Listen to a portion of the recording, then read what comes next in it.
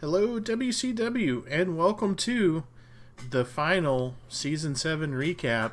We're going to be taking a look at all the results of the season and a little playoff speculation. With me this week, as always, Mr. Trueblue, how are you?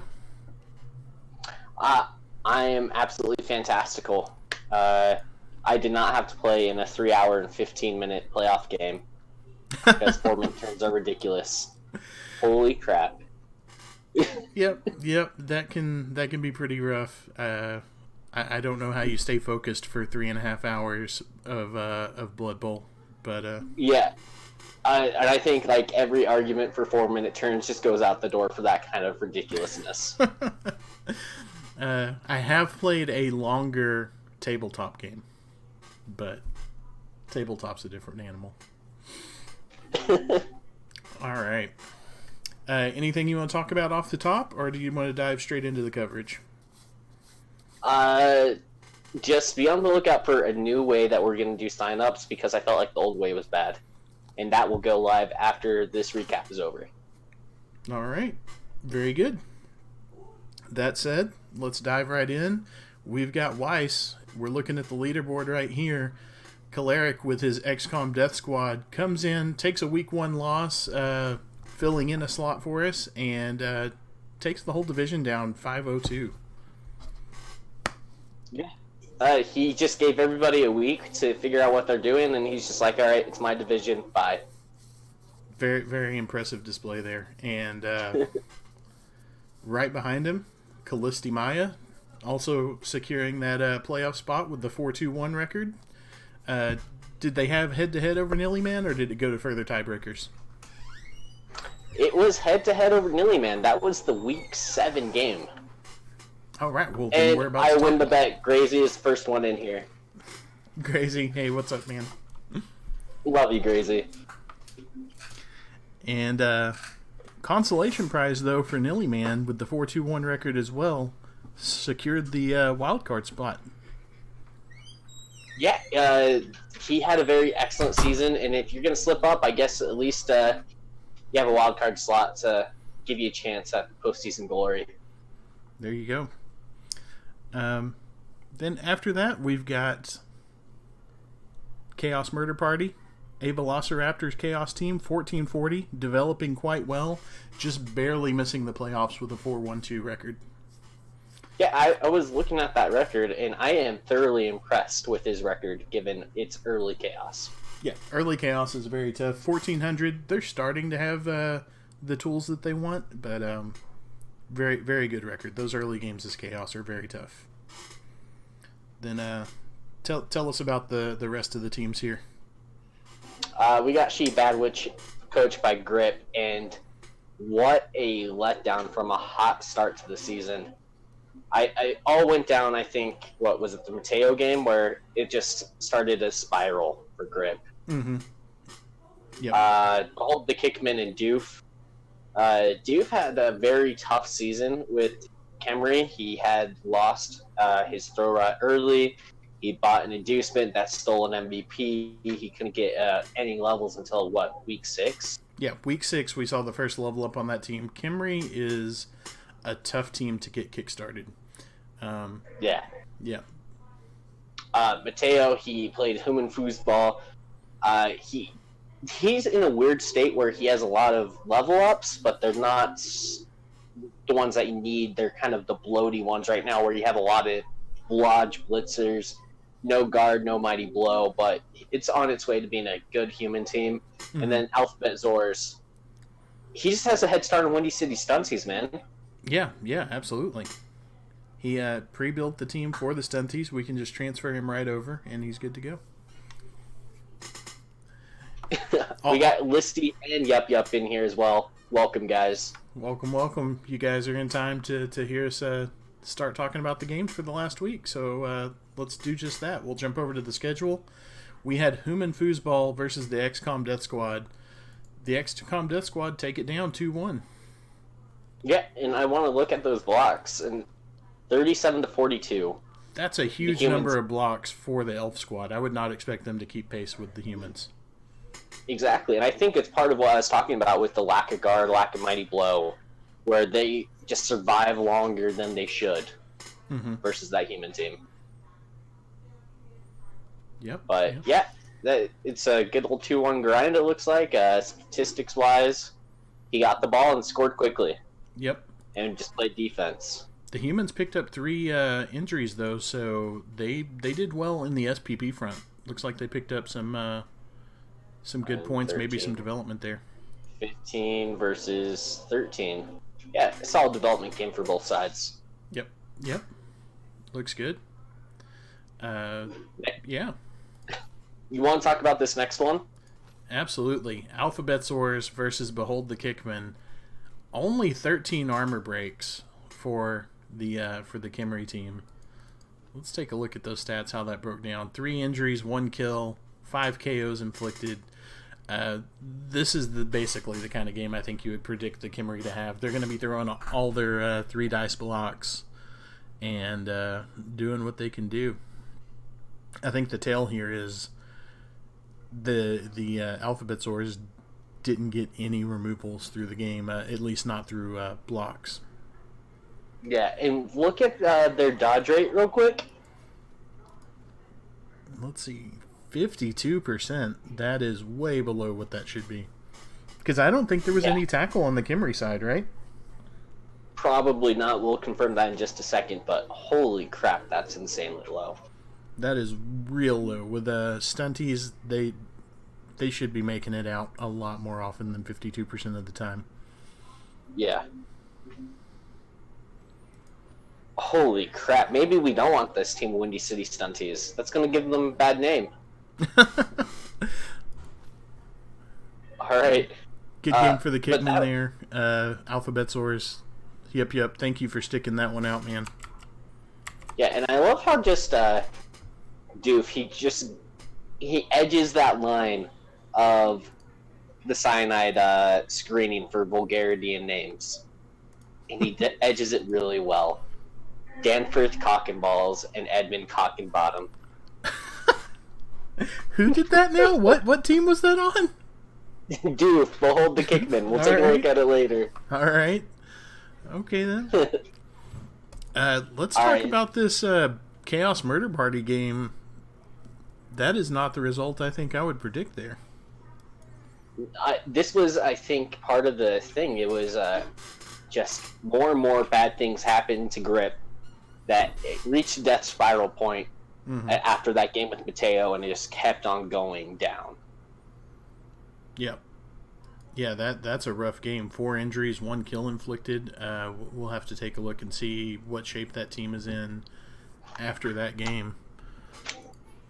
Yeah. Look at the dodge rate on this one. Is that bad as well? Yeah, 68%. Wow. Apparently this week was not good for dodging. Yeah. That is what I'm seeing. Okay, Velociraptor also had a big luck game. Well, look at his blocks. Let's see here. Dice rolls for Chaos Murder Party. 28 pounds. That's reasonable. You know. Those seem like 28 normal pounds numbers. in the game, I'd be so happy. Yeah, but when a good player gets good dice, it's hard to beat them. Yep. That's all I'm gonna say. Yeah.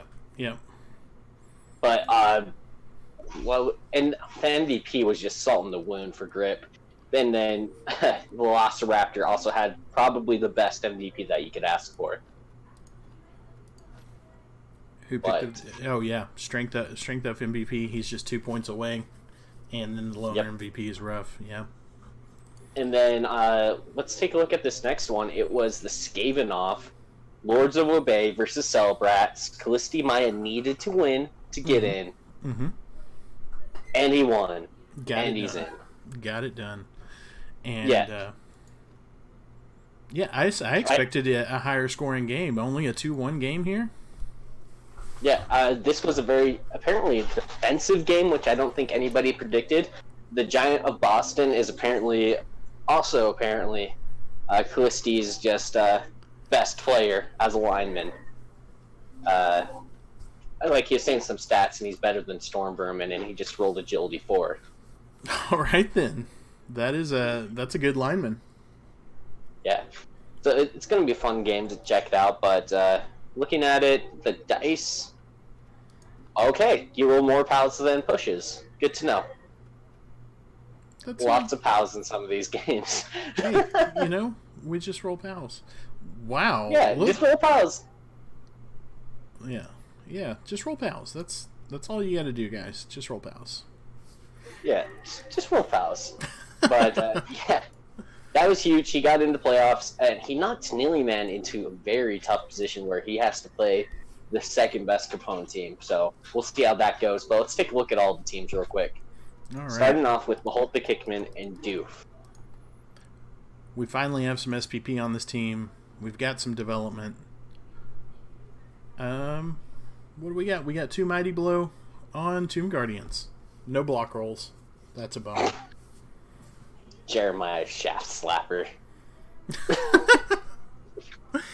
Well, Oh, we haven't noticed this because there's been no levels to like draw our eyes to anything. I'm gonna go ahead and say I've noticed it. I just didn't want to call attention to it.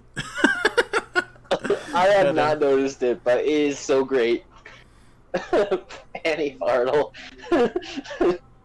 Okay, but he's just going mass murder as Camry, which I like. I mean that's absolutely fine because your options are basically guard or Mighty Blow, and the Mighty Blow says I want to get to 16 fast, which is perfectly fine. So because you really want to get block on these guys, and the only way to do it is to get those levels going. Oh, definitely 100%. But this is a team that you can take into next season. You don't feel bad about it. Mm-hmm. Now at least you can have some fun when you play the Camry. I will say I've talked to Doof. I believe he's taking next season off, but will return with this team whenever he comes back after that. Heartbroken right now. Okay, but now let's take a look at Mateo.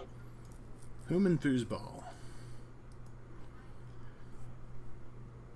Let's see. We've got a guard ogre. He's finally gotten leveled up and back in there because I believe that ogre did die at one point in the season. We had to get a new one. Yep, I'm just going to say it was because you didn't have an apothecary. Yep, still doesn't have an apothecary. Yeah, but I'm very interested by that decision to go Mighty Blow on the Blodge Blitzer. I would assume that you'd just give him guard and have him be mobile guard piece, but a mobile killer is not a bad idea. Yep. But he has a great thrower. He has a great catcher. This team could theoretically put up an amazing offense next season. The Agi 4 catcher is awesome. The only thing I think I like more than an Agi 4 catcher is a Movement 9 catcher. How about both? Let's level them up and get to that point. If you get both, you've got a heck of a piece there. And that really can turn your human team into an explosive scoring team. Yes. All right. Now let's go to Alphabet Zors and Yup with his 3 levels and a Strength 1 Goblin. I assume the Goblin's dead. And that leaves us with a block Skaven Thrower and 2 jump-up Goblins. Yes, that is insane. I just don't know how to analyze this at all. Yep. I know you're in chat there. Are you coming back again, or will you re-roll this? Or what's the plans? He's going with Kemery next season. I believe it's a star player inducement Kemery build. Okay, very nice. I'm excited to see that. What star player do they go for? Do you know? Is it like a Setek? He told me, but I forgot it. It's like, what was it? Ali something? Ali Badad? Ali Babad? Yeah. I believe that's what it is. All right. That'll be interesting to see. I don't think I've seen that build before, so I'm looking forward to seeing something new. Yeah, Hyuk Hyuk is king of the off-meta builds. Well, hopefully this one doesn't lose all its positionals. Like game one. Yeah, in game one. That's just, oh man. All right, Chaos Murder Party. For some reason, I just want Chaos Murder Party to have a 16 after. It just feels like they need a 16 in their name. Chaos Murder Party? Yeah, Chaos Murder Party 16. My mind always tells me to put a 16 in there. That's after weird. I say their name. I don't get it. I don't get it either, but I think it's funny because why would there be 15 other Chaos Murder Parties? I don't know. It just makes it funnier, in my opinion. Let's move on to it. But look at this team. This is quality development here. We've got the 5 Chaos Warriors essentially because we've got the strength up member Crystal down there. We've got a Block Mighty Blow Chaos Warrior and a Block Mighty Blow Beastman. We've got a Beastman that picked up Tackle. I'm assuming for one of those Agi games, getting that ability to hit one of those dodge players. He's got all the core skills that you want to see. I just want to see a 12th man. Yeah, just a bench is pretty much what you want to see. But another thing that I want to say is he's done an amazing job of getting the Chaos Warriors touchdowns. Mm-hmm. They have great development. And how are the Enforcers having less Mighty Blow than the members? That is a question I have at a fundamental level of Chaos Murder Party 16. Well, I'm okay with it because I want to see blocking guard on the Warriors anyways. But because they're the ones you want to stick in there to gum up the line. Mighty Blow on them is fine to get that get those level ups going, but that's the one thing this team, it does have guard on the Minotaur.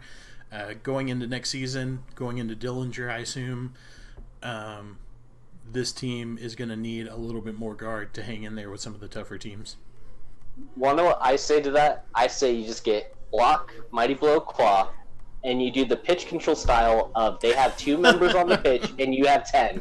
Yeah, you don't need guard if they don't have players to cover anyone.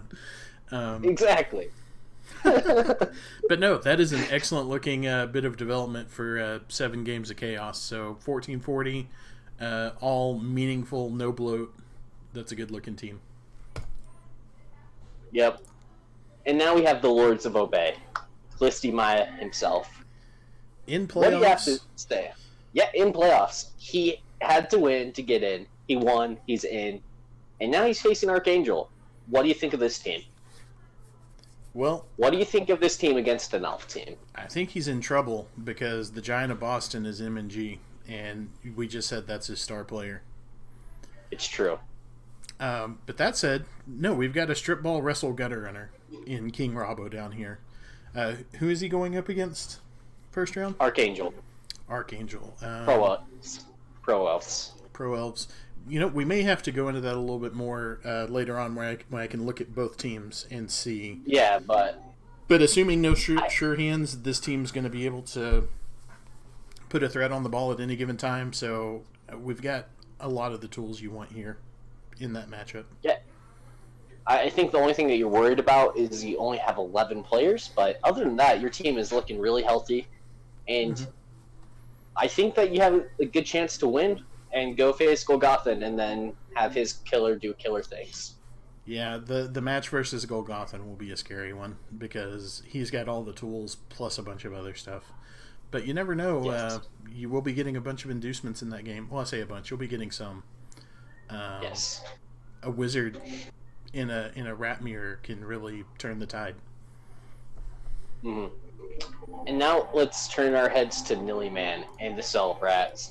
We got Gouda Chris, we got Parmesan Pan, we got Beyonce, but most importantly, we have Rattly Pork. I thought most importantly we had Vin Cheezel. Jesus Christ. Yep, Jesus Christ. Jesus Bill. Julius Caesar. I could just say all of them and smile. Okay. So, the only thing I really have to say is after looking at this team, the previous team, Golgothan's team, WCW really has a rat problem. We haven't even looked at JJ Cash's team. Yeah, we haven't even got to all of them yet, but I'm just saying it now. We've got a rat problem. Yeah, we need to call the exterminators. But All yeah, right. another great Skaven team. We've got a Mighty Blow Storm Vermin. We've got the Movement 10 Gutter, who just needs a push to get the one turn in. The Block Juggernaut, Readily Portman. Yeah. What else can you say? It's a good bunch of rats. Yep. All right, and next up after that, we've got She a Bad Witch. So I have a fundamental question for you. Mm-hmm. Do you think that their drop off was due to them having a bloaty TV? Yep, absolutely. Okay. Because this team gets hugely punished by having 2 dodge pieces on the team.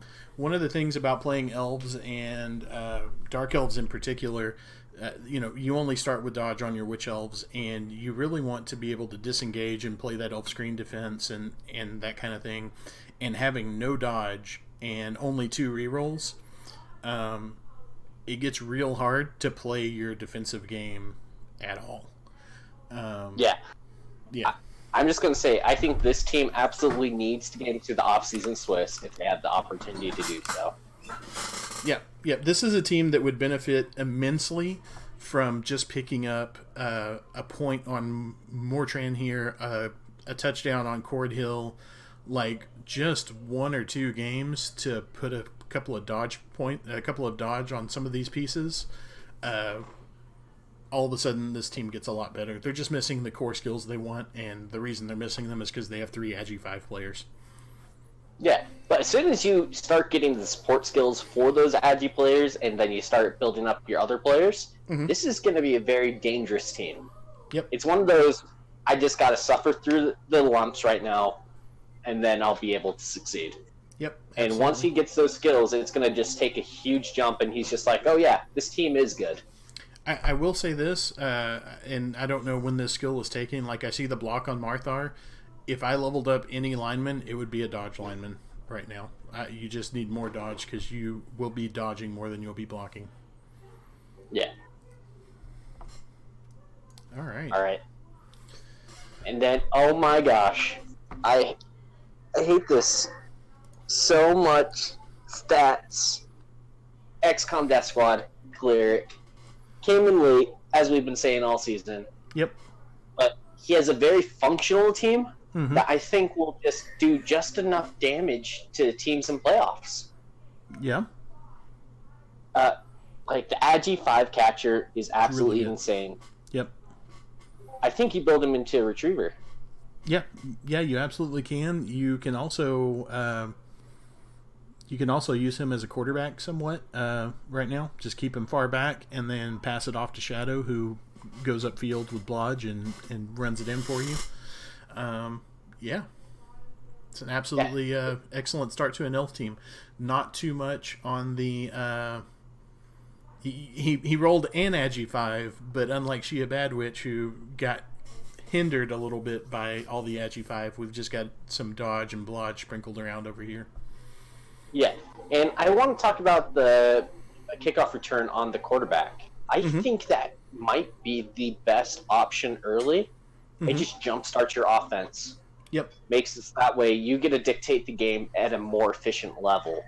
Yep. Which I think you need as pro elves. It prevents you from having the unfortunate kick that went, deep to a back corner or short when you didn't have your thrower in position to get to it.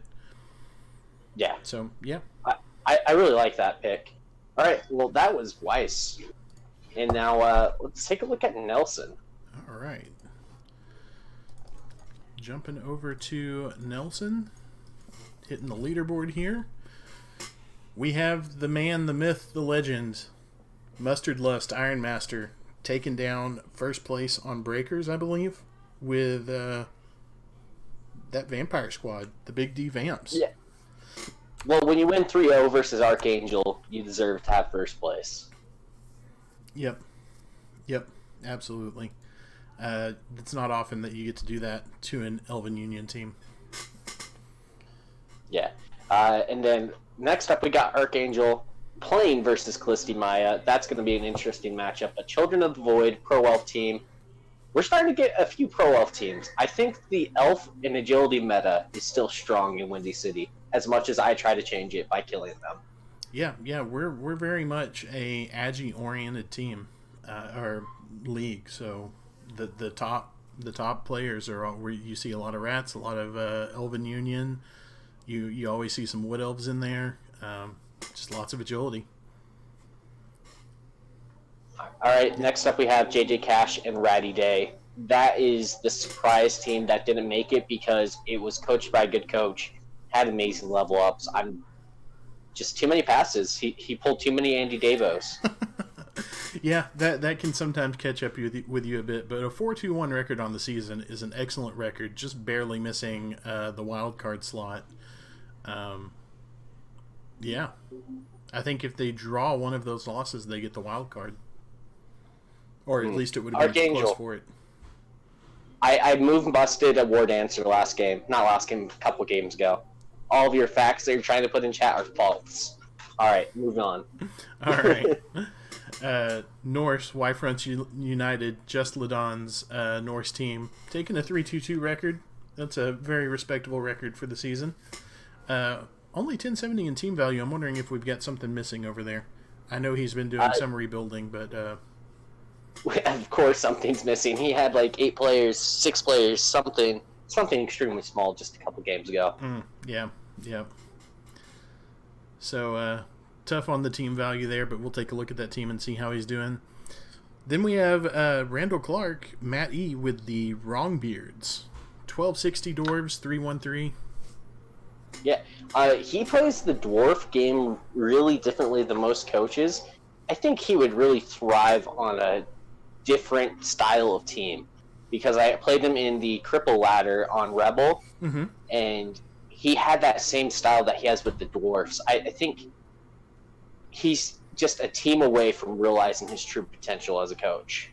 Okay. Like just a different race because he's really good with his positioning. Yep.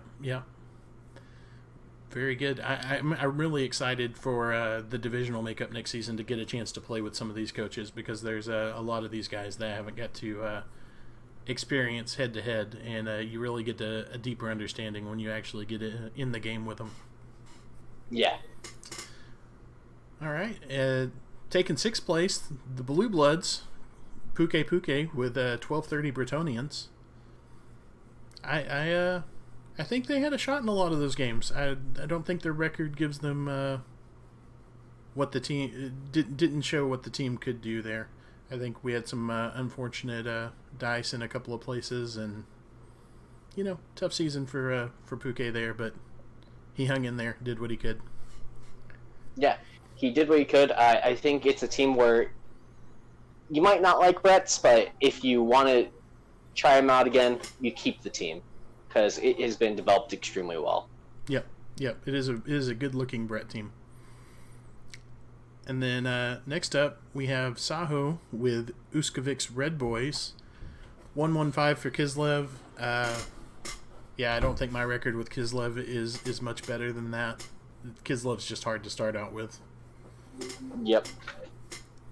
But that's all it is at the end of the day. At 1200 team value, takes that. At 1200 team value, it's building up. It's getting some of the skills that start making it start to look like a real team. At 1200 team value starts to look like a real team while everybody else is starting to refine their skills. Right. I mean, Kislev that's just Kislev. Kislev Batman. That's just Kislev. All right. And then rounding it out, we've got Bat Blood, who found the W. 106 record for that High Elf team. As much as I'd love to give him credit for it, it was nobody could play the game, but Saho was busy, so Bat Blood got the concede win. Okay. All right. Well, let's take a look at those games for last week. We had Los Barachos versus Uskovik's Red Boys, which we just talked about. Admin victory for Los Barachos. Mustard Lust 2-0 over Y-Fronts United. What did we have here? It looks like a lot of KOs for Mustard Lust, who KO'd 5 guys, injured 1, throwing far fewer blocks and getting far more removals. Yeah, it is Absolutely insane. It's just one of those things where AV7 just bust up sometimes. Yeah, yeah. That is the story of Norse. Sometimes Norse explodes things, and sometimes Norse explodes. Yep. But that's what makes them a fun team to play. Yeah, yeah. You never know what's going to happen. 100% regeneration and bloodlust right on target, so nothing crazy there. And this was the one that knocked JJ Cash out of the playoffs. Wrongbeards versus Ratty Day. All right, Wrongbeards versus Ratty Day. Wrongbeards grinding out the 1-0. Wow. Impressive stuff from the Wrongbeards there. 43 blocks. Not a ton of removals. 1 KO, 1 injury. Did we have a bunch of fouling, or did he get by purely on keeping that ball tied up? I'm not exactly sure, but that is an insane way to play. You hold rats to 18 blocks. Mm-hmm. You always have them on the back foot. You had favorable block dice to go along with it. It was just a game where the Wrongbeards have everything going their way. Only 2 passes from JJ Cash, so he was obviously having an off day. I expect to see 4 more, or else something's wrong. You might as well just call 911 at that point. Yep. There must have been a blitz with dwarves in the backfield or something. All right. And then last up, Children of the Void taking the 2-1 over Blue Blood. How do you think this one went down? It went down to the point where Archangel had a huge man advantage, and then he was just like, let me just foul some things, and he just got caught immediately. Fouling's not his forte. No. He does not know the true way to not get caught. Does it show send-offs anywhere? It should. It shows send-offs. 3 ejections. 3 expulsions. First page. Result. I am just blind. Oh, on result. Got it. Yeah. Oh, expulsions. Yeah. He does not know how to get anything by. Yeah. He Good is MVP a bad fouler. For Lancelot there. Yeah, and that's why I say that he should just think about it. Don't delete the team completely. Think about it, and holy shit, look at his block dice. Oh, I was moving on. Let me look. Whose block dice are we looking at here? Blue Blood. Blue Blood on the block dice. Only 15 times the POWs that they had skulls. That's not bad. Only 15 times. That's not bad at all. That is... I don't think I've ever seen that in a full game. That's awesome. He POW'd everything. The only rerolls that he had were greed rerolls. That is insane. And all right, well, all of the greed rerolls turned into POWs too. Look at that. That's really good. That's insane. All right. Let's take a look at Blue Blood. Yeah, we've got the strength up wrestle guy that's been there. We've raved about. We've got the Agi up blitzer and Lancelot, who is just a few points from picking up that next skill. Yeah, this is a solid looking Brett team. Needs 20K to get another lineman, start growing the bench. Yeah, this is pretty much everything that you want in a Brett team early on. Oh, he is missing a blitzer. Some blodgers. Yeah, you're missing one blitzer, but it's fine. You have the other players to make up for it.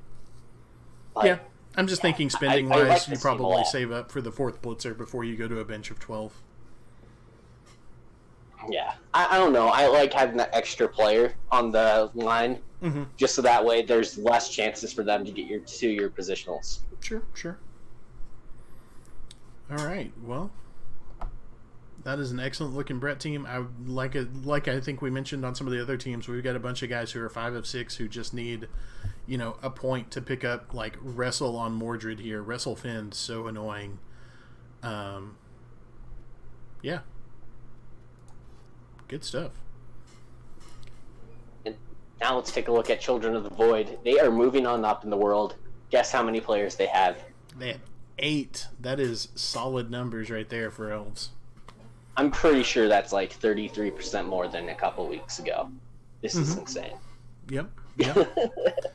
And has all the positionals. 3 catchers, 2 blitzers, has the thrower with accurate. Has all the pieces it wants to do the things it wants to do. Yeah, this is going to be a fun team to watch in playoffs. They have a Mighty Blow tackle piece, and they have a Colossus blitzer. His name lives up to his stat line. I'm telling you, if you want a stat, you have to find the right name for the player, and you will get it. And a lot of times, name that player Doof. 3 O's, 1 F, and he just rolls bullshit, and you just accept it. All right, that's a key thing there. Make sure to name a player Doof. But this team will be at 14-10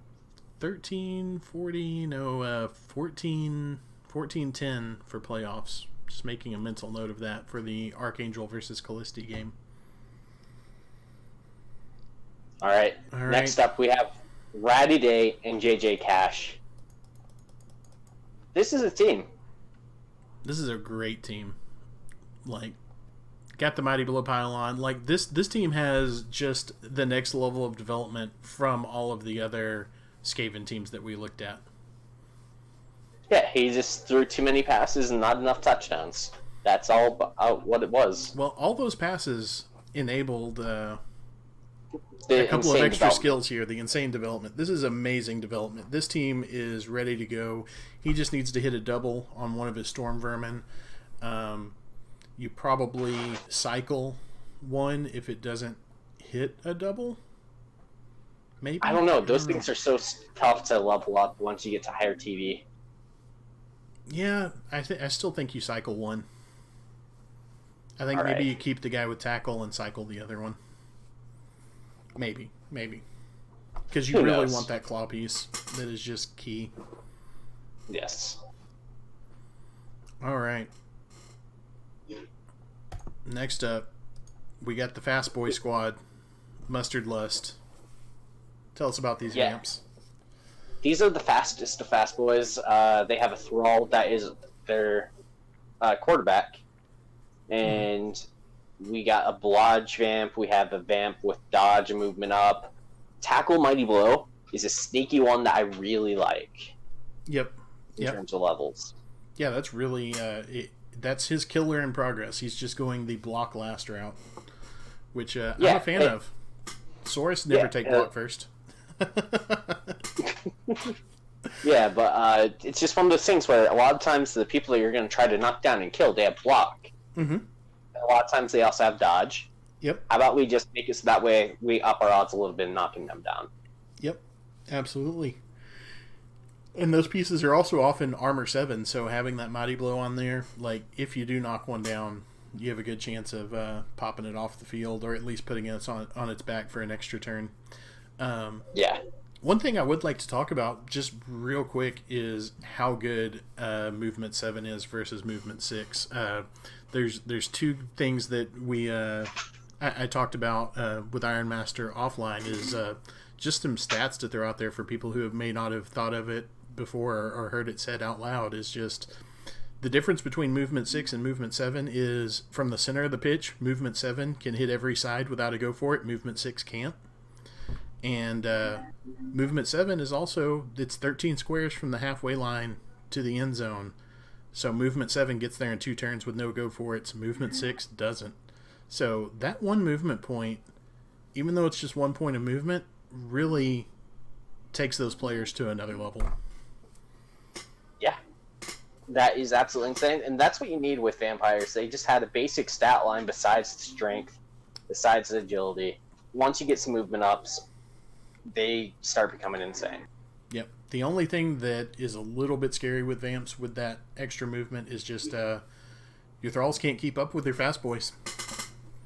Yeah. It's fine, though. You just want Bloodlust because you're Iron Master and you have Dice Axe. Absolutely. All right. Uskovik's Red Boys, 1200, Kislev. We've got a strip ball lineman. We've got a wrestle blitzer and a pending level up on another lineman.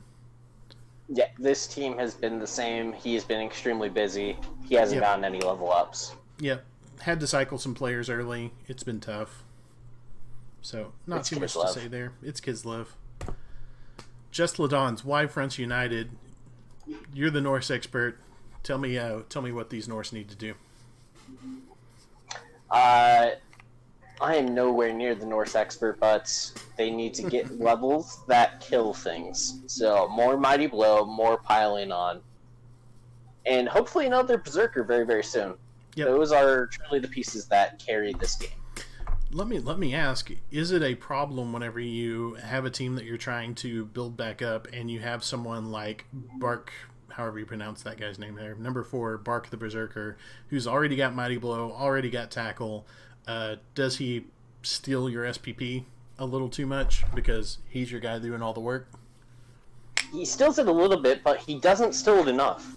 So a lot of the coaches will actually go, just with Berserker, since they already have jump up, they go the palm route absolutely immediately, just Right. because it's kill or be killed in the North's lifestyle, and you just want to get that development to 31 as quickly as possible. Right. And if you remove enough players, you can try for some old TDs. All right. That's pretty much how it is. Oh no, it is a niggling injury on the runner. Oh, it feels bad, man. That's too bad. All right. And next up, we've got the Wrongbeards, Maddie's dwarfy squad, who has a fast boy of his own, and lots of guard, and one Mighty Blow. I think that's all you want to see is a couple more Mighty Blow pieces on this team. This is dwarves. Yeah, I think I said it last time where they had a really basic stat line and they had the great skills. Your skills can't really take over if you're getting outmanned, Mm-hmm. or you can't get the removals that you expect to get. So a couple more Mighty Blow and this team starts to get a little bit better just because the skills start to take over more. Yep, absolutely. And then Los Barachos, they do have a pending level up on a Blitzer. But basically this team's the same as we last saw. Does have a sprinkling of dodge all around there, so they should be able to disengage and put up that elf screen defense. Yeah. Good stuff. Yeah, it's a fun team to look at. This is a team where if it starts to get everything going the way that we hope that it will, Mm-hmm. you could reasonably think that it has a shot to be really, really good. Yeah, absolutely. All right. right. I think that is a wrap on Nelson. On to Dillinger. And wow, I haven't seen that before. It does not show the team. Interesting. So, on the leaderboard, we've only got 7 men in here. So we've got Chaos Dwarfs, Man Bear Horse, the True Blue, taking it down. Would you like to give a speech? I would just like to mention that Duberman said that Chorfs are the worst, but I clearly finished on top this season. Chorfs are still the worst. You missed Blizzards. All right. Then we have Angre with One Die Palmy, the Amazon squad, taking home the playoff spot, 4-2-1. Nice job, Angre. Yeah, that was an insanely good record when you consider that there was 2 Chorf teams looking to murder him. Yeah, and he lived. That's absolutely spectacular, considering what else was going on in this division. Yes. And then we have... Go ahead.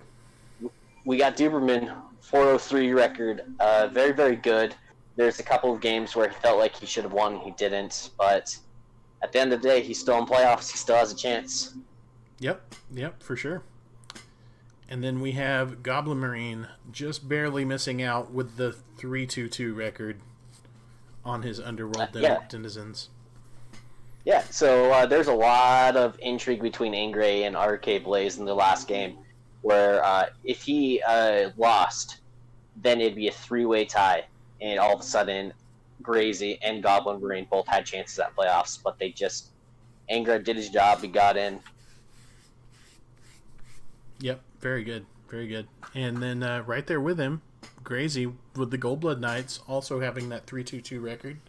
I don't know how the tiebreakers would have broke between those two, but or I guess the three-way tie would have broke. Do you know how that would have broke? I don't know how it would have broke. I didn't do tiebreakers for that because Anger got it. Fair enough. Fair enough. And then next up, RK Blaze 133 with his Hellspawn Violators. That team has just struggled to hit its stride since the day it started. It seems a little bit cursed. And he has claimed cursed, and he wants to delete them. So fair enough. I think that's the last that we see of the Hellspawn Violators. All right. And then we have Riazi's Ravagers 1590 Chaos Team with the 1-2-4 record. And this team is about to hit its stride, it feels like. What is our 8th team? Who am I missing here? It was the Flings that joined in late. I assumed he just deleted them. Fair enough. Fair enough. All right. They took a 1-1. The Flings took a 1-1 tie off of Riazi there. All right, let's talk about the games. Man Bear Horse versus Maritime Marinated Meat. Yours versus Goblin Marine. You want to tell us about it? Well, it was an interesting one where he needed to win to get in. I needed to win to get the first round bye. And I had some lucky dice. I removed his really scary killer turn 2. And I ended up pitch clearing him. Okay. And your name is not True Luck because? Because look at my block dice. Block dice for... If I can control this thing. Yeah, this is just fine. You had 19 essentially pals and 11 other pals, which means you had 30 pals. That's not how it works when there's also bull centers and hobgoblins throwing dice. Fair enough. Fair enough. But yeah, obviously it was plenty to get the job done there, and I see lots of 3-die blocks being thrown there as well. Yeah, I threw a ton of them, and I just, for as much dice as I threw, I looked at the block dice after that game, and I'm just like, those were actually kind of not great. I just got the removals I needed. Yep. They don't have to be great whenever you're breaking armor 21 times. Yeah, and also surfing other pieces. It was a good day. All right. So there you have it. Man Bear Horse taking it home, getting the bye. Archangel, too soon. Just too soon. Okay. Yep. Make like a tree. We have the 1-1 versus Riazi's Ravagers. Yeah. This was a game where I'm assuming Deep Root was induced, and Chaos against Deep Root, if you don't have all the skills just yet, that's harder than you think matchup. Yeah. Deep Root is an absolute terror, and he will break Armor 8 things over his knee. Yeah. But, yeah. Then we had 1-die Palmy taking the 2-1 over the Hellspawn Violators. Getting more armor breaks than the Hellspawn Violators, 14-9. Yeah, this was the game that was just really shocking because armor broke really easily, and it helped him win this game. It helped him get in the playoffs. Yeah, absolutely. It looks like he did a good job of getting that numbers advantage and then using it, throwing 50 blocks over 40 from the Chorfs. So anytime you're throwing more blocks than the Chorfs and breaking armor that much more, things are going well for you. Definitely. And then last up, Sithral Wardens versus the Goldblood Knights. The Goldblood Knights taking the 1-0 over the Elf Squad. Yeah, this is one of those games where it was Goldblood Knights were doing everything in their power to try to get into playoffs. So they needed to win this game, and they caused 7 injuries along the way, trying to win. 12 armor breaks, 7 injuries, 2 KOs. So every time they broke armor, they injured something almost. 9 of their 12 breaks hurt something. Or took it off the field. So that was a huge game. I wanted to know how much the lack of second War Dancer affected that game as well. Yeah, that probably had a huge impact on it. Having dancers available is huge for what else. Yeah. Let's take a look at the teams real quick. We have the failure of the coach, Goblin Marine. His words, not mine. No. His words, not mine. Fair enough. He's got one of the scariest killers right there in Snillich, who will just destroy teams given the opportunity. And then we've also got one of the scariest retrievers there in Obsilich. These names are so hard to say. But, yeah, like we've got an absolute amazing squad being built up here. Weebang, the Agi up big hand guy, will just take the ball. He doesn't care. Yeah, now he just needs one of those underworld goblins to become a cage diver. That'll get the ball free no matter what. Yeah, and he's working on it in Snicket. He's got the wrestle 2 heads already. So he's getting there. And may not even need that if he can just keep his Claw Mighty Blow Tackle Palmer just removing pieces. If he can get the brakes on that guy, all of a sudden you just don't have enough pieces to cage to begin with. Yeah. It's definitely a very, very good team. It's basically what you want to see as an Underworld team, is that. Yep. Excellent Underworld team. Getting some of the development back on the Goblins that he's been missing. Yeah. I think he may crack back into Capone this coming season, and I'm looking forward to seeing him there. Yep. And then next up, we have the greatest coach of Dillinger in Season 7. In his own words. Yes, in my own words. I am a very humble person. I learn from only the best, Archangel. Yeah, but so we've got pending level ups on the whole team. Yeah, so lots of pending level ups. This is me saying I have a first round bye. I don't want to show my opponents what I have coming for them. I mean, I think we all know. Like, Polar is getting Mighty Blow. Stallion is getting Mighty Blow. Koala is getting Mighty Blow. They're just all getting strength ups. Oh, well, that too, yeah. Yeah, just 5 strength ups right now. I do want to talk about Owl Horse. What do you think of the strip ball choice on the Bull Centaur? It's not bad.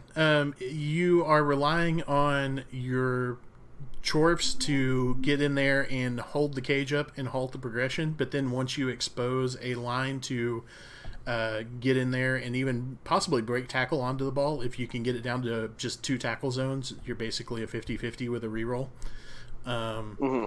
Yeah, you can expose the ball and pop it out, so I don't mind having strip ball on a Bull Centaur at all. You're really hoping to roll doubles and get dodge on him, and then he really becomes a nightmare. And a strength up as well. You know, I mean, that's always the dream, but with a strength 5 break tackle, you can start really just cage diving hard with that piece.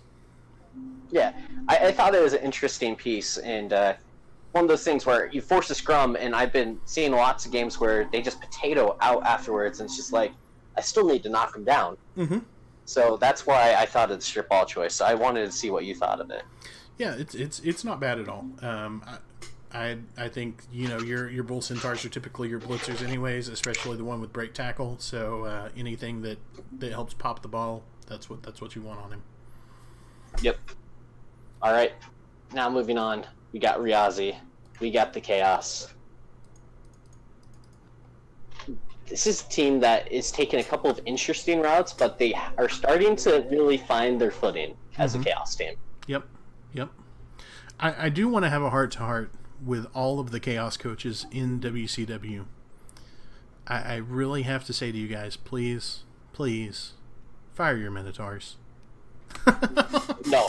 They're just... Keep them and kill lizards. I'm having the heart-to-heart right afterwards. You keep them, you kill lizards, you make everybody else happy, and you profit. I don't know how you profit, but you profit. That's not even the piece you want to kill lizards with. I'm not a fan of the Chaos Minotaurs. I understand they help kickstart the team. They're very good for starting Chaos.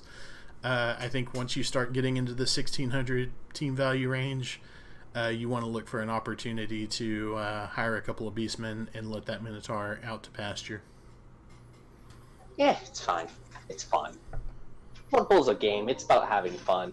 And having fun is killing lizards. So, you keep it. All right. Moving on, we've got the Barovian Knights, Whack Rob. Another cool-looking Brett team. We've still got that Agi blocker. Got the strength up blitzer. Unfortunately, he left us. Oh, that's a bummer. Yep. All right. Then we have the Hellspawn Violators. Do we even want to talk about them since that team has this was a team that retired. I think kind of suffers from grip syndrome, where he has too many cool levels and not enough functional ones. Yeah. Picked up some cool levels. This team also suffered from constant rebuilding mode. It's rarely had the 6 blockers. It's rarely had both Bull Centaurs for a game. Somehow, early injuries just made this team constantly plagued by just always being beat up. Yeah. It's a team that, if it ever got those support skills, it'd be really good. But do you really want to suffer through another season with it? Yeah. It needs the support skills. It needs a bench. Yeah. Because, well, it had a bench until it died. Yeah, well, fair enough. I think even when it had a bench, I don't know, did he ever have a time where he had all 6 Chaos Dwarf blockers and a bench? I believe he did. Oh, in the middle of the season. Okay, maybe he had it for a game or two there, but it was generally rough times. Yeah, and now let's take a look at Goldblood Knights. Goldblood Knights, crazy. Yes, another cool looking Brett squad. Yeah. This is everything you want. You have levels on all 4 blockers, you have levels on all 4 knights, and you have a bench. Yep. Unfortunate move bust on Frederick Ivan there, but that's okay. Yeah, it's fine. He's still an awesome piece. Still is a great piece. He has a sweet team. Yep. Only missed next game on the Wrestle Guard player, so he'll be back shortly. Yeah, I think this is a team. If you're looking to play them again next season, Grazy, I would definitely go into that Swiss and get some development going on there. Yeah, that is a sweet looking team. Next up, we have Duberman, the Citral Wardens, and I just love looking at that. The movement right up, movement down. That's so sad. That's just I feel bad. He should have jumped in my cage, man. That's all I can say. Oh, man. The star that never got to shine. Archangel's heart is broken because he's lost so many War Dancers in Rebel this season. Yep. But for all that torture that I put that War Dancer through, his catcher rolled a movement up, so he has a better one-turn threat. I think it's an even trade. That's not too bad. The catcher one-turn threat is a great thing to have. They come with sprint out of the box, so he's just a push away. Yeah, that is a really, really good team. Yep, for sure. Next up, we got Ingra, and a little bit of spoilers. Oh, just kidding. If they have like their entire roster, you didn't completely dismantle them. No, not too much happened there. There was a little bit of damage, but nothing too bad. All the good players are still here. Yeah, and his blitzers are really good, and then everything else is kind of meh. I think that's what you want to do with Amazons to a point, unless you roll doubles and get card. You always hope for some doubles on some of those other players. Yeah, you want to see some more guard. You want to see some more mighty blow. You also just want to see blodge across the board. So having you want all these linemen to essentially already be blodge, but they're getting there. Lots of blodge. Yeah, this is a team that is hard to build up in an internal league format. Mm-hmm. Long term, but it's looking really good, and I don't think anybody's mad at seeing one Amazon team. No, not at all. Amazons are a tough team in an internal format. Just because whenever you start coming up against the super high team value teams, the inducements just don't quite close the gap for you. And whenever Amazon start running into teams that have 3 and 4 tackle pieces, it gets really tough for them because they do rely on that heavy blodge access to just make them impossible to deal with. And then Gracie is mad at that Amazon team because they touched him in all the wrong places. Fair enough. And I think that covers the players for Dillinger. Yep. Let's take a look. Now, we got the best of the best, the cream of the crop, the Capones. All right, here they are. Here's what our leaderboard looks like, although it is slightly modified from this due to tiebreakers. First place, Golgothan. Is anyone surprised? Scourge of Saltspire taking the victory 4-1-2. Or did they not? Who won in the head-to-head? It was Golgothan. It was Golgothan. Okay. Yep. Dominating once again, Golgothan. And then right there up there with him, Valk with Firstborn of Arda also taking the 4-1-2 but losing the head-to-head to barely squeak into second. Yeah, and he also got beat down a little bit last week, but that's fine. Yeah. And then tell us about these next couple of teams. So the third place team is actually S Hunter because he beat you. Yep, he has the head-to-head. Yep, so Aerial Assault's 3-3-1 record. He is the 7th seed. He is a very, very good coach with Elven Union. He knows how to make them work. And then you're just a lucker noob. I do want to point out that S Hunter is the only coach in Capone who has head-to-head over me. Yeah, because you suck at getting wins regardless. Fair enough. Look at it. But still.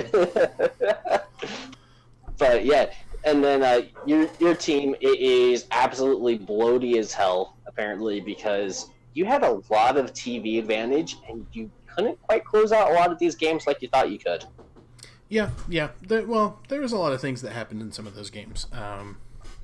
Not to get into specifics, but when inducements work, inducements don't always close the gap, but when inducements work, Wizards can be a nightmare. Whenever you essentially start the game down by 1, what are you going to do? Yeah. Can we talk about Bobophobic? He had a very good season. I'm shocked to see him out of it, but there's a lot of coaches I'm shocked to see out of it in Capone. Well, Lawcrest, he started off 1-1-3. He made it himself have a chance to get playoffs. Yep. Golgothan just took it away. Went on a tear for several games at the end there, and then couldn't get it done versus the champ Golgothan. Before we dive too far down into these last few teams, I just want to say, I think it's surprising for any of these teams not to have made the playoffs. Whenever I look at Capone, I just go, I couldn't predict this. Couldn't predict it at all. Yeah. I think Crychair and Squints, they've just taken a little bit of the attrition that's made them not look as good as they have been. Mm-hmm. Yeah, for sure. And, I think that wraps up the leaderboard. Let's take a look at the games and how they played out. I'm not modding your channel. I can't purge Archangel. This is terrible. Let's take a look at the games. You tell me about the games. I'll go look at chat. Let's see what it is. Yeah, if you could just ban him or something. Who wants a Woody and Scourge of Saltspire? It was a very interesting game. If you have a chance to watch the second half of that game, I recommend you do it because it was absolutely fun to watch. That's all I'm going to say about it. I don't want to spoil it, but it was a fun game to watch. Then we got Firstborn of Arda and Skinky and We Know It, and then you're just a lucker noob that just removes things. I don't know if that's quite how that went down, but we did kill a couple of things. We did injure 6 things, so we had 8 removals. But most of the pitch clearing came second half, if I remember correct. Yeah, but you just did some bad damage to him. Yeah, it was not good to watch if you're a Valk fan. Yeah, that was a painful game for him. I felt a little bit bad about some of it. I believe we had a was it movement busted or agi busted on a catcher? Movement busted on a catcher. No, movement busted on a blitzer. I think you just killed a catcher. Killed a catcher. No, you killed a vamp. Yeah, we killed a vamp. The niggled vamp, which, I mean, I'm surprised that vamp lived all season being niggled. Yeah. But, so that's what happened, and then you're the one that has more inside knowledge about Team Happy Orcs and Aerial Assault WCW. Do I? I think I watched this game, but I don't remember it. 10 out of 10 commentator. Yep. I think it looks like Team Happy Orcs did some damage, but just couldn't quite close out the game, which sounds about right. You're no, they won that game. They did win this game. Wow. Okay. Nice. Are you just Stephen A. Smithing it? Yeah. I don't know what I'm doing. Yeah. Okay. So yeah, they that's right. They won the game to put it where I had to win. Yes. Yeah. It was a very close game. He also killed a very, very good blitzer on S Hunter's team. Yes, he did. I believe he should have been on the hit list. I don't know that we've been maintaining the hit list the way we need to. But was it Rad or Zero? I can't remember which one. I think it was. We'll see when we get to the teams. Yeah. But one of the stars for Aerial Assault is no longer with us due to Team Happy Orcs taking that guy out. Yep, and then last but not least, we got Boba's Bounty Hunters versus Orc Me Harder. And I don't think anybody's surprised to see Claude did things. Yeah, 20 armor breaks, 6 injuries, 1 kill, 4 KOs. I mean... feels bad, man, about that MVP. Oh, of course, the one dead guy MVPs and levels. Yeah, so that's a game where you got 0 SPP. You lost more than you gained. Oh, that's terrible. All right. I don't like those types of games, but it happens in Blood Bowl. Let's take a peek at the teams. Although we know these teams pretty well at this point. We've got the Scourge of Saltspire up first. You know, we've got that killer that's been killing things, even though he's got all kinds of injuries. We've got the other killer who's just looking for a double. And Fate Gary Friendly down there. Yeah. So we might get our first legend. This playoff run could very well get our first legend. Scrites Creep. I can't pronounce his first name really well. Scrice is this team. SPP away. That is insane. Yep. Absolutely insane. Well, it's not surprising that it has that much SPP because this piece just does everything for the team. Retrieves, passes. The thing about it, Art, is that he's the retriever. Mm-hmm. Go into tackle zones, you use your sure hands and big hand, and that's a 2+ to get it out of tackle zones, and then you just keep on dodging away. Yep. But the thing I that's... think you can explain how it's just overpowered. The thing that's horribly frightening about this is he plays such a good defense that oftentimes he'll retrieve the ball and just run it in for a touchdown. Like, he'll just put that much pressure on you. So, yeah, that piece is able to do things that are just completely unfair.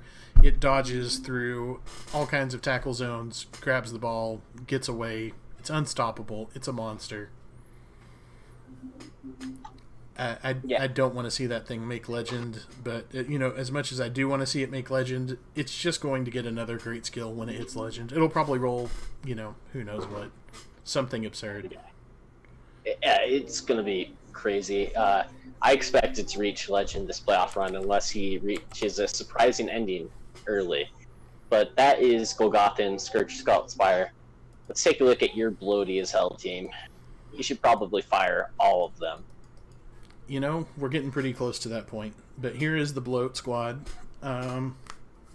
Yeah. What do you want to know about? We've got Papa Skink, who does not do anything ever, and will be fired as soon as I actually earn money on this team. You say he does not do anything ever. He soaked up so much pressure in your playoff game. Yeah, he rolled 0 blocks. 0 blocks. He just stood there. That's not his job. That's fair. His job is to be a roadblock. But I do want to say, for those of you keeping track at home, there is 1, 2, 3 break tackle players. Yes.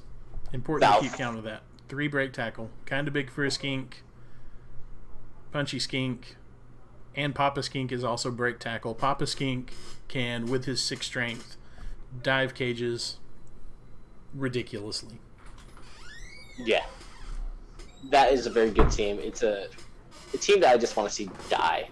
Goofy and Skink. I will never not say that. Goofy Skink is my my version of Golgothan's rat that just does everything for the team. So yeah, he just needs to die. He pretty much has like almost the only guy with Apo rights, like him and Punchy Skink. That's fair. But let's take a look at Ariel Solt. It was Zero that died. He became a literal Zero. Zero's gone. Laser we now have Hawk, the Rising Star. Hawk, the Rising Star, and Johnny Sharagiran. I don't want to pronounce that 7 times fast. Agility 5. Yep. All of a sudden, he's getting some stats again. Yep. Good to see. So it's going to die in 3 games, but he's a lucky guy. He'll make it work while it's there. No, that player will live for a while. You don't see S Hunters good players die until they have 5 or 6 skills, or 4 or 5 skills. Excuse me. Yep. Let's look at Orc Me Harder by Crychair. And Blitzer died, and Black Orc got strength busted. So he's dead. Yeah, this is a team that probably, if he wants to continue with it, has to go into the off-season Swiss. Yeah, this team, at this team value and everything else, whether it goes into off-season Swiss or not, this very well could be a Dillinger team next season. May need to play a season down. Yeah, and that would help him out. He could also, like what I always say that we like to do, is you can take teams in and out of the main comp and you don't have to delete them. If he's sick and tired of what works for a season, he can play something else. Yep, absolutely. And you do have the option to going down the Dillinger. Goblin Marine did it this season. I think it did wonders for his team. It really allowed him to get that team back where he wants it to be. And he almost made the playoffs there as well. He was definitely a contender, and I think this team could do the same. Yep. Next up on the list, we have a very, very scary Boba Bounty Hunter. Space Dandy has to go. No, he is the most glorious thing. I mean, you look at his stats, 19 games, 18 casualties, but the 1 touchdown is all you need to keep him forever. You just keep him forever now. So I do want to make one slight criticism here, and that is Mr. Django. I think he should have took tackle on that piece. There is no tackle on this squad, and we have took so it to many murder your peoples. team. I understand what he approve of his bill. I understand what he was doing there, going for the pylon versus lizards. I think tackle would have been an apt choice, even in the game versus me for killing skinks. Having a tackle piece to murder them would have been great. If I will say, if he did not have an MNG Chaos Warrior, I believe it is Captain Bragg for the game, he was actually going to take guard on that piece. Okay, that makes sense too. It was basically he was going to try to outman you, and then with all the guards, so that way it's more of a brawl. Right. And then he lost his guard piece, and he's just like, all right, well, I guess I just have to remove you. Fair enough. It changed the way that he developed him. I still think there was a good argument for tackle there. You've already got a couple of Claw Mighty Blows.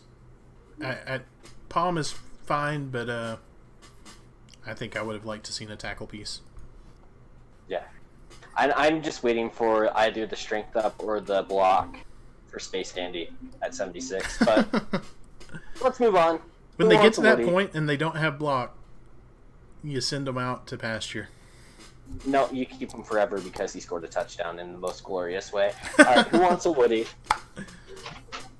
This team has everything that you want in War Dancers. Yep. Does not quite have everything you want in the catcher range. It's They're fine. Okay. They're fine. Yeah. But this is a very good, well-developed Wood Elf team. Yep. And just a couple of games from actually having a bench.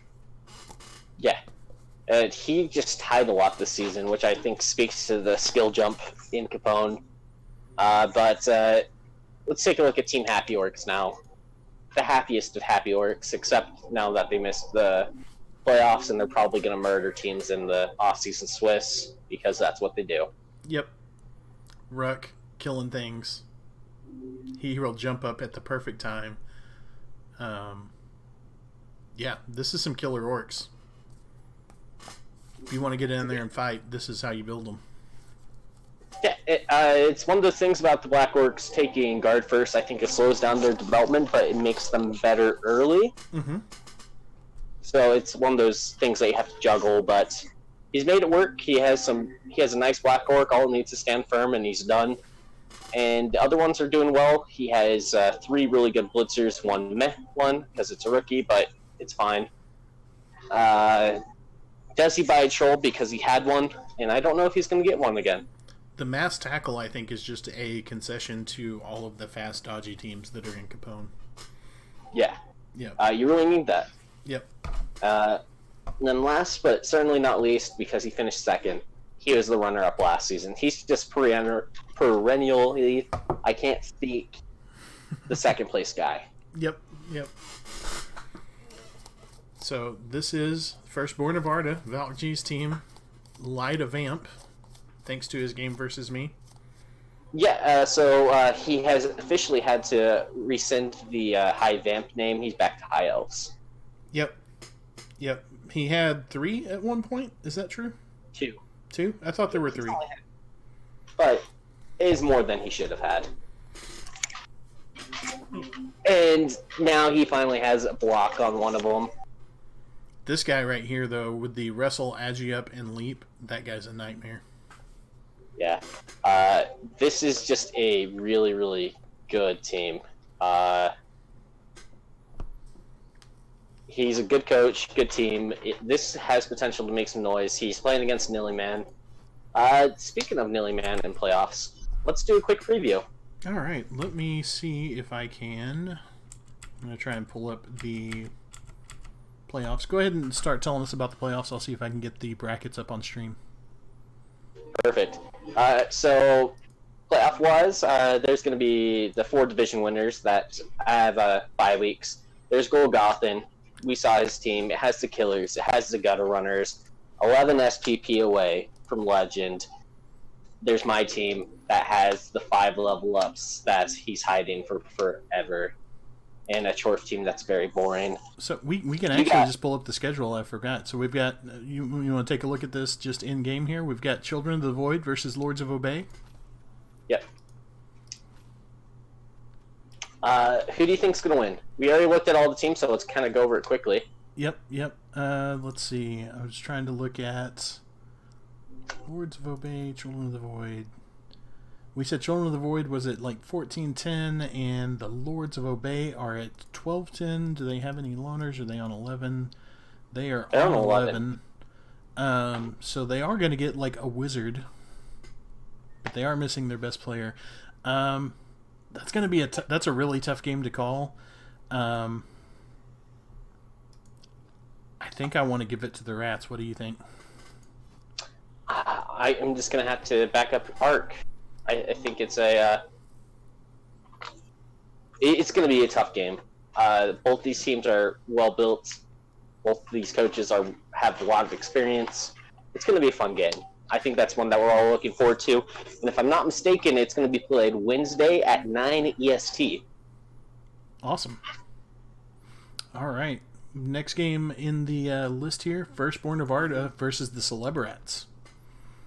So, Firstborn of Arda going up against Nilly Man. We've got Valk, the High Elf coach, versus the Skavens. Yeah. What do you think there? I think that this is a game where I think Arc is going to win it, but it's going to take a little bit of bullshit. Well, Arc will not be playing in this game, but I think Valk is what you Not mean. Arc, Valk, yes. Valk is going to win it, but it's going to take a little bit of bullshit. If Arc won it, it'd take even more bullshit. That would take quite a bit. I think it's going to... I'm going to make a controversial statement. I think it matters how much Rattly Portman does this game. Because if Rattly Portman gets in there and cracks some skulls together early, it could come up for an Illy Man here. Yeah. And then next up. Oh, sorry, not next up. Next point. The Brienzo tail might make a big difference in this game. Very well can be. If that rat cooperates and walks into the places you want him to walk, getting that tail on those elves can really trip them up. Yep. And then we see a hot 3-0. Inducements can only go so far, especially when the team that is above you in TV rolls 30 POWs against Blodgers. Yep. Not too much to say there. Dice were hot, and it was an unfavorable matchup to begin with for the Amazon squad. Yeah. Next up, I think we have a team of 2 WCW veterans, both former champions, coaches, and we got Duberman versus S Hunter, Cithro Wardens versus Aerial Assault, WCW. This is a classic matchup. I think it's one that they've played a few times in the past, if I'm not mistaken. I would be shocked if it hasn't been that way. I am 100% sure they have. But the other thing is, since they have played, I can guarantee you that that these teams don't look at all the same. Yes. It is a very, very interesting matchup that I think can go either way. I'm tempted to go with S Hunter, but Duberman will not make it an easy game. No, it won't be an easy game no matter how it plays out. I think I tend to slightly tip to S Hunter on that game, but I wouldn't be surprised by any result on that one. Yeah, and S Hunter, he was playing House Atreides. If you remember, he had the natural one-turner. I believe his name was Paul Atreides. Yes, yep. Fantastic piece. Yes. All right. But that was a great team. That's playoffs. So we have the winner of Children of the Void and Lords of Obey playing Golgothan. The winner of Firstborn of Arda and Celbrats playing Choleric.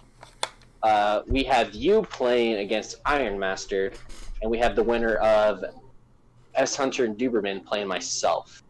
Okay. These playoffs are going to be stacked. It's going to be hard to win. Yeah, it's going to be a tough playoffs. I've already been thinking and trying to figure out what I'm going to do about the Big D Vamps. I don't think I'm giving anything away when I say I have no idea what I'm doing versus that team. I don't think anybody has experience versus vampires. And so it's always the vampires just have a little bit of advantage in preparations for the game. So I did play vampires, the Big D Vamp build in the round robin, so I have a little bit of an idea of the BS that they're capable of. But that's gonna be an interesting one. Oh yeah, S Hunter losing 0 right before playoffs and going up against an elf coach. Yep. That was probably the worst piece that you could possibly lose. Yeah, absolutely. Yeah, that was the worst piece. And to be honest, it might be the one piece that's just like, if I had him, I would have a better chance against Sith Wardens. Yep. And making a run. Could absolutely turn the tide for that team. Yeah. But the playoffs are going to be fun. Yeah, let's take a look at it. There's a lot of elves and rats. I wonder how many elves and rats there are real quick. Let me do a quick count. We have 1, 2, 3 that I can see here, and I also know Golgothan. That makes 4 of our top 12. Is it top 12 that made playoffs? Yeah, top 12. Yeah. So Golgothan is rats. Elves 3, 4, 5, 6, 7, 8 of 12 are agility-based teams. When we say that it's a meta of rats and elves, we're not lying. Yeah, a full third of the participating teams are just Skaven. Yeah. So, very elfy. Very, very elfy indeed. And I think that's why the few teams that aren't elfy tend to put up a pretty good fight in there. I can definitely see Iron Master's Tackle Mighty Blow Vamp blowing up some people deep in the playoffs. Yeah. As long as the kickoff results are favorable, I think my team has a solid chance in playoffs. I don't know if we're going to win all the way, but I just need favorable kickoff results because if a blitz happens, I'm screwed versus those teams. Yep. Yep. And the interesting thing is your route to the playoffs is you have whoever you play next, and then you have the winner of me and Iron Master. Yeah. It's going to be a very stylistically different playoff because I think that entire other side of the bracket is all elves. Yeah, I think so. So it's going to be... One side of the bracket literally got all the non-elf teams. Yeah. Non-agility based games. It's going to be the best of the Agi versus the best of the Bash. Wow. All right. I don't know what to say about the playoffs besides I'm hyped. Let's see some more games played. All right. Good stuff. Any closing words, closing thoughts? No, I'm just going to post that updated way to sign up for Season 8 and all of our other competitions to help clean up the Discord just a little bit because it's getting a tad cluttered. But there's so much good stuff in there. All right. Good deal. Thanks, everyone, for watching. Have a great week, and we may get together and do another review of the playoffs as more games get played. So stay tuned.